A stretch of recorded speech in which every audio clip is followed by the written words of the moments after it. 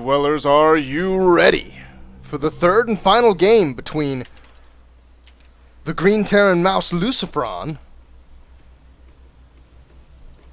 in the top left of bel'shir Vestige and his red Zerg opponent, LiquidTLO, in this best of 3 from Dreamhack 2013. Again, these games were played in the end of June, and these are consolation matches.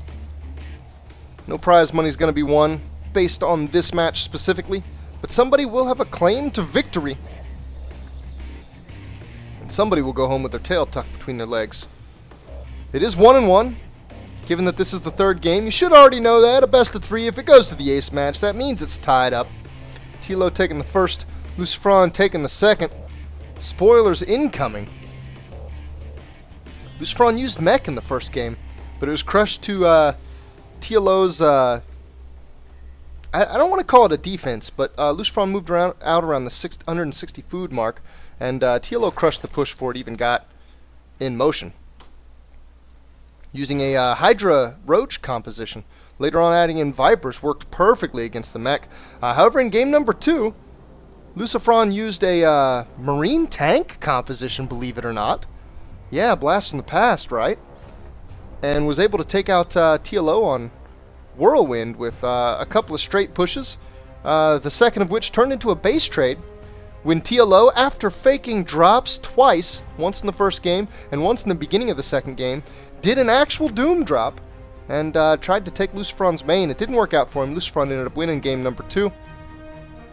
Honestly, I'm not sure I can say it was in as devastating a fashion as TLO won game number 1, though, so I don't know. Coming into this, I've seen Lucifron putting forth some spectacular performances lately, taking out top Koreans. On the flip side, though, TLO's been getting into top 8s of huge name tournaments. Oh, wow. This is very forward. A bunker rush on TLO's natural. I have to assume this is a fake out. He is making Marines, and they're even rallied back. Yeah, he has no intention of making this happen. TLO's pulled a lot of drones out, though, so you know what? Lucifron, mission accomplished. He cancels it. Lucifron loses 25 minerals with this many drones off the line. TLO has lost a lot more than 25 minerals, so overall, economic damage done. We're even going to take a little bit more time waiting on this hatchery to finish. It's still a few seconds off. Anyway, as I was saying, recap of game 2. TLO tried a Roach Hydra style again, but it was beat out by Lucifron's Marine tank style in multiple pushes. Very interesting stuff. Almost equally interesting to see a Roach Hydra style in Zerg versus Terran, just because I don't really use a Roach Hydra style. That seems very non-standard. I've seen a few players doing it recently, so it's definitely gotten more viable in Heart of the Swarm, but I think it's still not the preferred method, at least by those top Koreans who tend only to use the best builds, find the best builds, and iterate on the best builds. But also on the flip side of that, a Marine tank style, nigh on unheard of since the release of Heart of the Swarm. Most Terrans prefer instead a mix of bio and then a smattering of Widow Mines. Lucifron, though, staying lean on the bio, sticking mostly to just Marines, and whipping the tanks out. Cool to see from both players. So here we are on bel'shir Vestige. TLO has used very different gas timings every game so far. Game 2, he stayed gasless for a very long time, then took all 4 at once. In game 1, I think he got 1 gas fairly early, and then built up to more. And this one, he's getting 2 gases kind of early.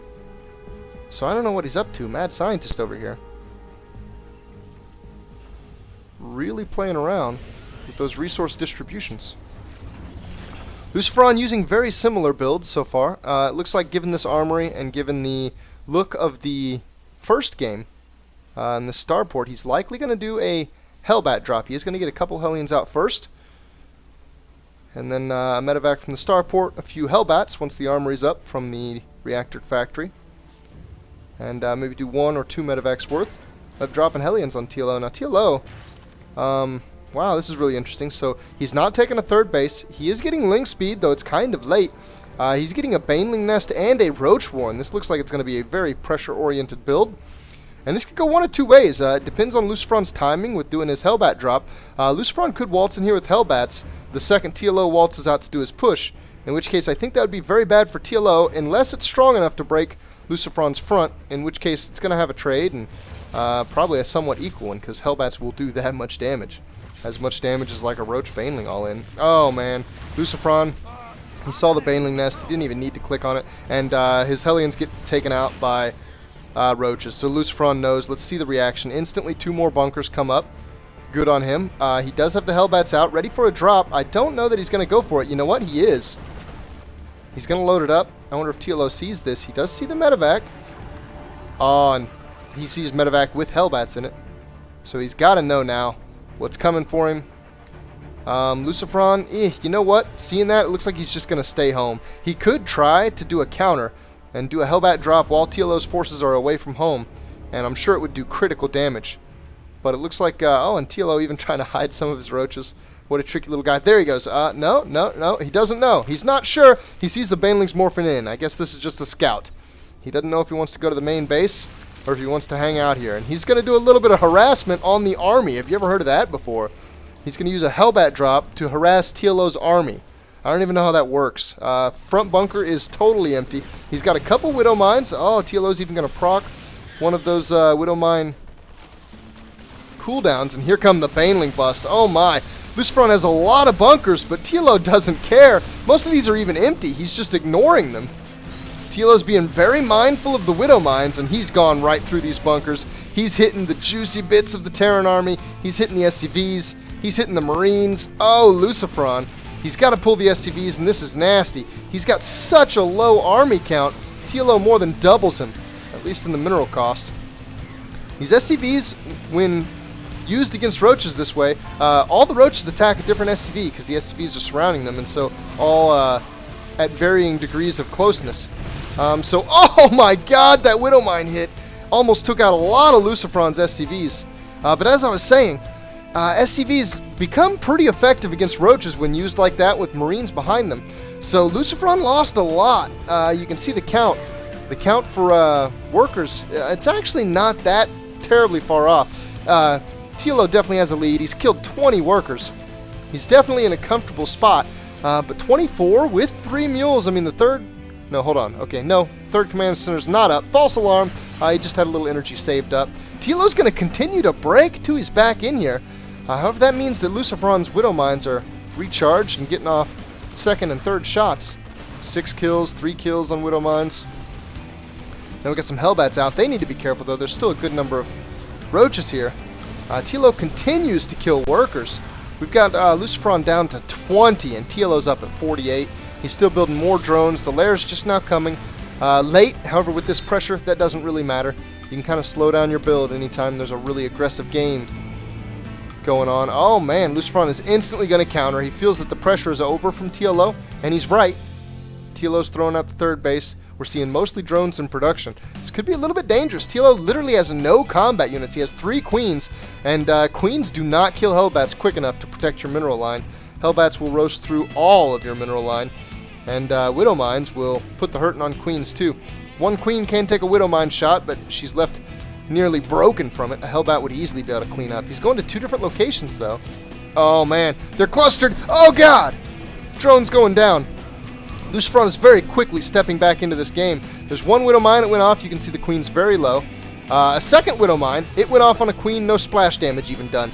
Great damage mitigation from TLO. Some good damage happened over here. And the Hellbats are going to drop again. Oh no. Oh, some more workers are going to go down. He's already killed 14 over at that third base. Now, how many more can he get? I don't think he killed a single worker there. Okay, no, he got a couple right in that last little volley. It looks like 3 little burnt drone corpses. Oh god, no! He's getting even more of them. Jesus! Still not a lot. TLO's doing a really great job at mitigating this, and he's got the Roaches out now, so he should be able to keep these Hellbats from doing too much more damage. Matter of fact, these Queens are really close to being able to just take down this medevac directly. It looks like Lucifron's aware of that. He's going to try to get safe with the medevac. That's not safe. There he goes. Now he's going to take off. Nope, he's coming right back in. Nope, he's going to take off. Oh, what the wow, TLO, you psychic genius. What the hell was that Queen doing out there? He had to have sent that Queen out over here knowing that there was going to be some crazy medevac action, thinking he was going to be able to pick off one that was low. He even used a Spore Crawler to help get it low. Wow. TLO, that was a really cool play. Another Hellbat drop coming in here. I'm hesitant to go look at Lucifron's base to see the updates. I'll use the production tab a little bit here. He is getting +2 vehicle damage. He's going into a mech style again. This is really interesting, especially seeing that it didn't work in game number 1.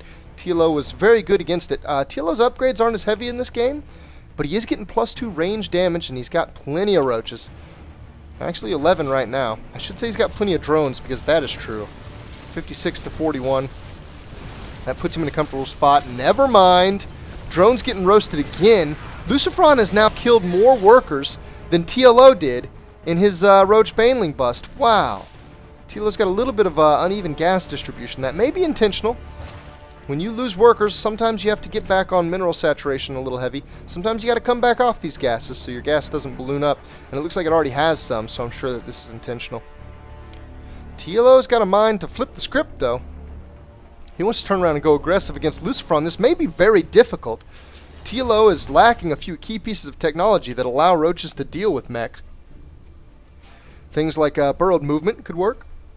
Things like Vipers, and sometimes a good spread with Hydralisks. You need something, though. Oh my, or you just need beautiful timing, my god.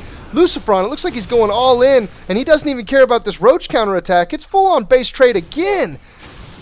Roach is moving into the natural. They're killing a ton of workers. They got good hits on these workers coming out to join the army. These workers can repair, but Lucifron's low on cash, so he's got plenty of gas for the repairs. It looks like he's starting to bank up the cash now, so repairs can happen. These Hellbats can be healed by the medevacs even. Siege tanks are in a good position. The natural is in a real dangerous spot. It's probably going to be compromised. TLO does not have enough to deal with this. He is producing some roaches. Let's take stock of what's on the field, though, as this natural burns. Oh, the lair. The lair was at the natural. That's a nasty hit. That's going to set TLO's forces back. TLO has a smaller army. Overall, he's got a higher food count, but a lot of that's workers. This could be really nasty. He's got a nice little hold here, especially against that choke. Lucifron was really quick about moving the tanks up, and TLO can't necessarily fight against that choke. At the same time, Lucifron can't fight without his tanks. It looks like all the roaches have finally been cleaned up. However, Lucifron's on so few workers that his base has been crippled just by his potential for income. You can see he's at about half of what TLO has. And it looks like TLO hitting from both sides here. I actually missed some of that left side, but he's getting damage on tanks on the back side on both angles, and now the tanks are totally taken out. Hellbats versus roaches. With medevacs over, this could still be good for the Hellbats. It all depends on numbers. There are a lot of roaches here, though, and he's got 1-1. It looks like +2 damage never finished. +2 carapace is about to, though. More tanks coming in. They siege up at just the wrong time. And Lucifron's going to lose. Is he? Is he? No, he's not. He's not going to lose everything. The push continues. His food is low, and this push could be cleaned up with some rallies. The push will eventually be defended. But TLO's in dire straits here, and it would not take much time at all for this little bit of a push to really do huge damage to TLO's worker line and equalize things. And here we see the roach count has come up just high enough. Tanks and Hellbats. Lucifron's going to keep dropping here. He's going to be nasty with this. It looks like he went to the natural, forgetting that he totally murdered it. The aggression is quieting down a little bit. Lucifron's still being a little bit harass-oriented. Matter of fact, he takes another queen. That's a nice pickup. Let's take stock of that madness. Oh, TLO with this Ninja 4th. It's not even really a ninja. It was just very fast. TLO has the kind of worker lead that a Zerg loves. He's at almost double the workers. Not quite, but he is still on 3 bases technically. He lost the natural, and that was the lair, so that does hurt. But he's got a lot of workers, and he's got enough bases that he can spread the saturation out so that he's not oversaturated anywhere. All of these are very good things for TLO, and we see that the army counts have actually leveled out. I don't know how in the hell he dealt with this defense. When this attack showed up, it was a huge army, and TLO had basically no forces at home. He dealt with that huge army solely on damage mitigation and production. So that's very difficult to do as Zerg against Terran, especially when you're dealing with anything involving siege tanks. It looks like Lucifron wants to keep the pressure on him. With this kind of a tank count, I don't blame him.